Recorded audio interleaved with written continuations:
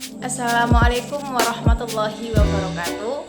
Saya Urfanila Tusadia dengan NIM 060203200055 bersama dengan rekan saya Suci Faradiba Solihin dengan NIM 060203200052. Di sini kami akan memaparkan materi tentang analisis SWOT. Berikut adalah penjelasan sekaligus pemaparan materi dari kami.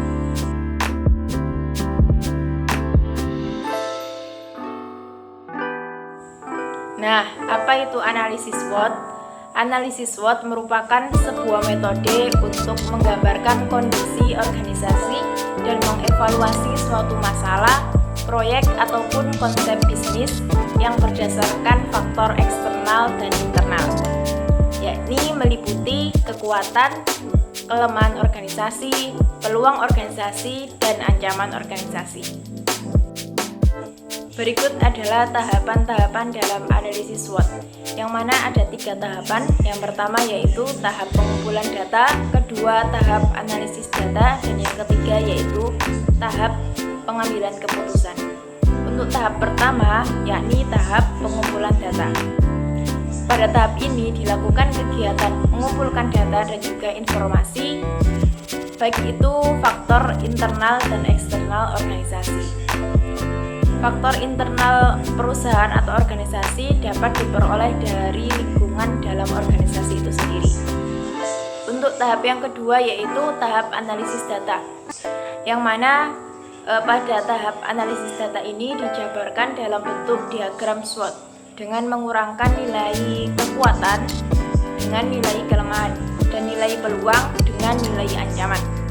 Jadi semua informasi disusun dalam bentuk matriks, kemudian dianalisis untuk memperoleh strategi yang cocok dalam mengoptimalkan upaya untuk mencapai kerja yang efektif, efisien, dan berkesinambungan. Diagram matriks terdiri dari 4 item. Yang pertama yaitu strategi SO, yakni strategi yang memanfaatkan seluruh kekuatan sekolah untuk merebut dan memanfaatkan peluang sebesar-besarnya. Yang kedua, strategi ST, yaitu strategi yang memanfaatkan seluruh kekuatan yang dimiliki sekolah untuk mengatasi ancaman. Yang ketiga, strategi WO. Strategi ini memanfaatkan seluruh peluang yang ada di sekolah untuk meminimalkan kelemahan yang ada. Dan yang terakhir, strategi WT, yang mana strategi ini dilakukan dengan meminimalkan kelemahan yang ada di sekolah untuk menghindari ancaman.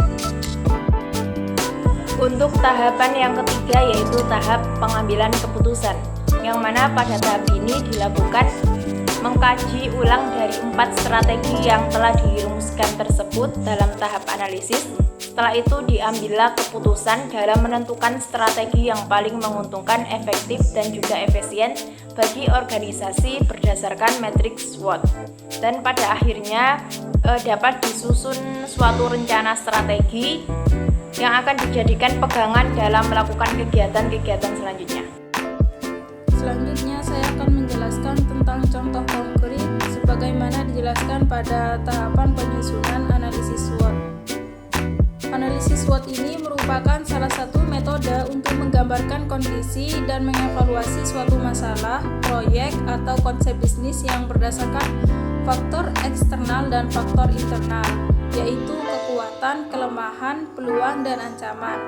Pada kekuatan terdapat 4 contoh. Yang pertama, guru dan karyawan sekolah yang merupakan sumber daya manusia memiliki semangat untuk menyalurkan kemampuan mendidik dan memberikan layanan pada peserta didiknya meskipun mendapatkan gaji yang minim.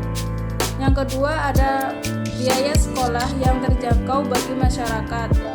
Karena biayanya yang lebih rendah memungkinkan untuk tetap dapat menghasilkan laba setelah para pesaingnya mengorbankan laba mereka demi persaingan. Yang ketiga, ada metode pengajaran yang dilakukan oleh tenaga pendidik yang bervariasi dan inovatif, membuat peserta didiknya tidak mudah bosan dalam belajar.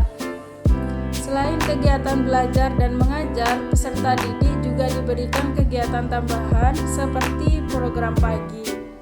Kegiatan kegiatannya program pagi itu seperti sholat duha dan mengaji. Selain itu juga ada kegiatan penampilan kreasi peserta didik.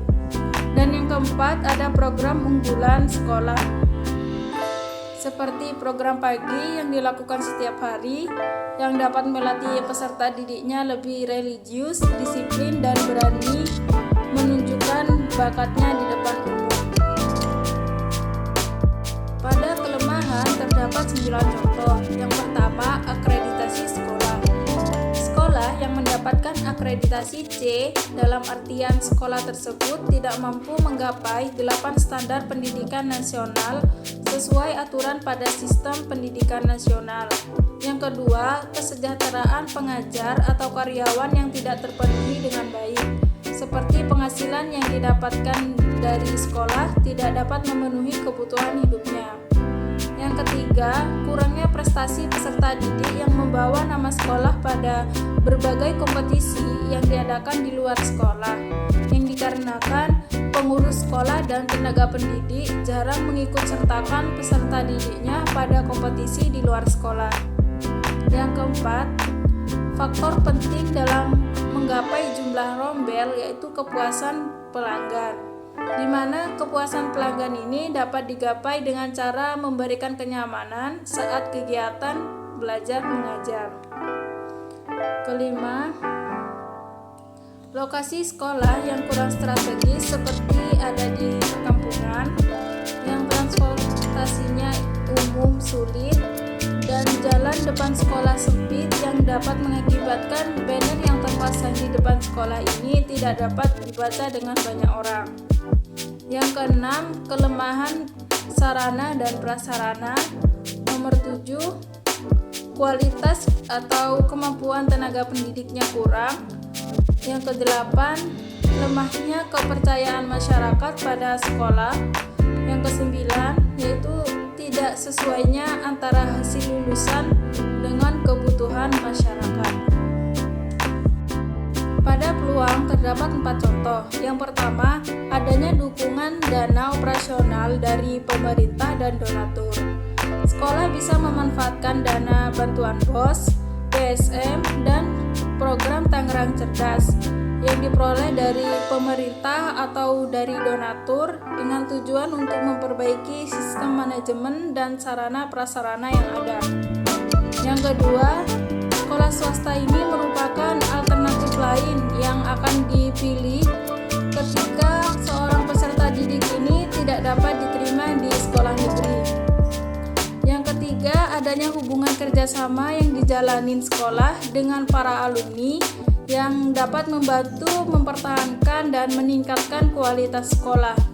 Yang keempat, adanya tradisi turun-menurun orang tua untuk menyekolahkan adiknya atau menyarankan agar saudara atau tetangganya dapat bersekolah di tempat yang sama dengan anaknya. Pada ancaman terdapat 6 contoh. Yang pertama, tingkat kepercayaan masyarakat kepada sekolah sangat penting. Mengapa sangat penting?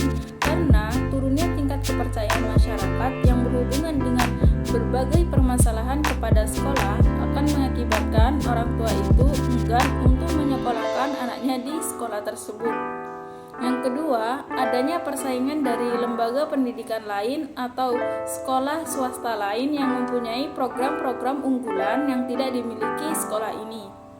Yang ketiga, ada latar belakang sosial orang tua juga berpengaruh dengan stabilitas sekolah.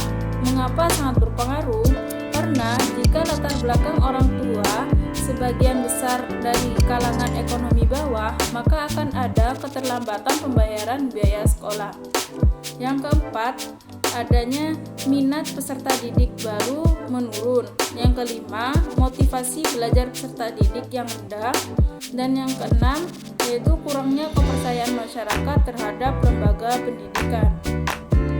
Cukup sekian dari kelompok kami, kurang lebihnya mohon maaf. Wassalamualaikum warahmatullahi wabarakatuh.